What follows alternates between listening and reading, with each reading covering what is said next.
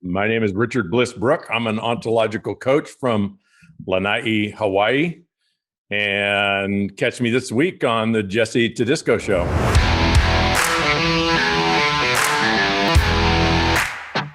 Richard Bliss. I love that, by the way. Brook, welcome to the show, brother. Thank you, Jesse.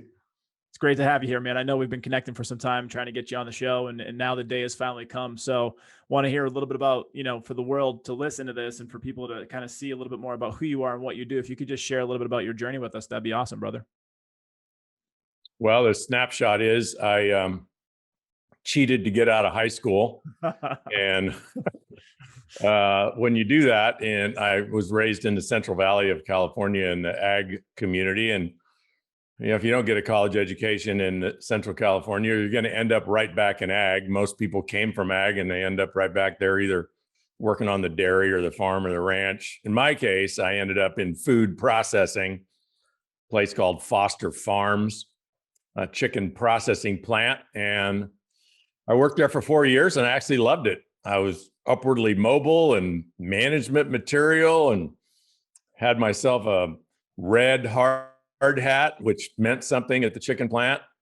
And then the chicken plant created a policy that said you couldn't advance any further without a 4-year college degree, which they've since abandoned.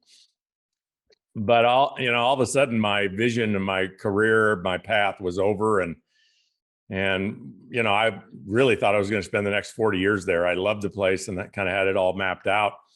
But with that change, I had to pivot, and the pivot just had me be open to things that I wouldn't normally be open to. Probably the least thing I would be open to is sales and business, because I didn't know anything about business and I didn't like salespeople. But, I guess the one asset I had was curiosity. So, this guy showed me this opportunity and I didn't understand it. I didn't really like it. I didn't like what I was going to have to do, but I was curious. And so I kept looked at it for 3 weeks over and over and over again. Wow. And it wasn't so much the opportunity that caught my imagination. It was the people that were associated with it. They were the first people I'd ever met, ever heard of, that promoted and practiced the concept of personal development.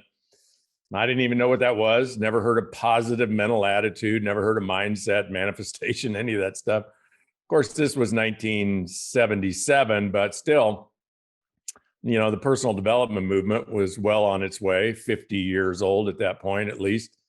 And so I got involved, and I got involved because these people said, hey, they asked me questions. Nobody else ever asked me, what do you want to do? Who do you want to be? Where do you want to go? Where do you want to live? And those questions really appealed to me, that somebody was interested in what I was interested in. I didn't really know what I was interested in, but I liked the question. So I got involved. It was sales and business, which I was horrible at.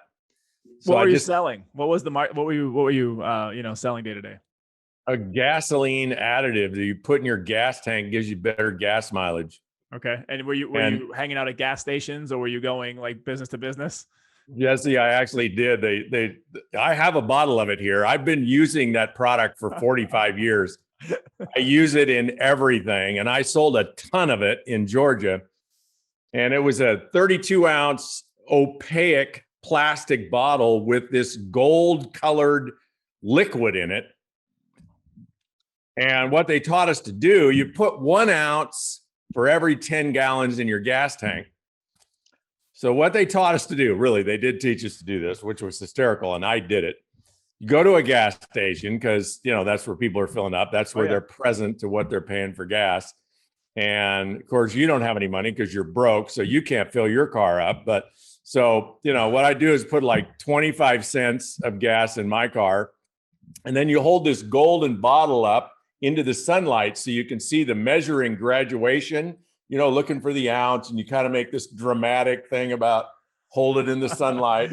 And then they told us to take it down and squeeze it into the tank, and then hold it up and squeeze it into, hold it up, and just keep doing that till somebody says, what's that? You're getting people, it's like peacocking. You're getting people attracted to what's going on. Yeah. Some people thought I was peeing in the gas tank, but anyway, none of that stuff worked. And I really face planted for 2.5 years. Okay. And then I got it together. And what I got together was my own vision and motivation and expectations and belief. And that took work, took consistent work, but it manifested in some pretty extraordinary success. And so I think I started when I was 22. By the time I was 24, I was driving a borrowed car, sleeping on my sister's couch. By the time I was 28, I was making $40,000 a month. And I had 30,000 people nationwide on my sales team. And, you know, what I tell people is, hey, if you're 28 and you're making $40,000 a month in a legitimate income stream where that income is spread out over tens of thousands of customers, pretty hard to screw that up for the rest of your life.